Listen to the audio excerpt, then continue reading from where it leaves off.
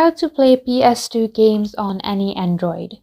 Hey guys, this is Lucy, and here today I'm going to show you how to play PS2 games on your Android phone. So first, what you need to do is go to Play Store and search for PS2 games.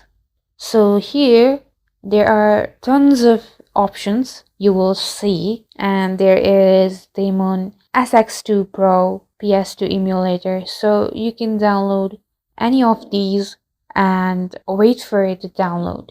So after it's installed, go ahead and open the app.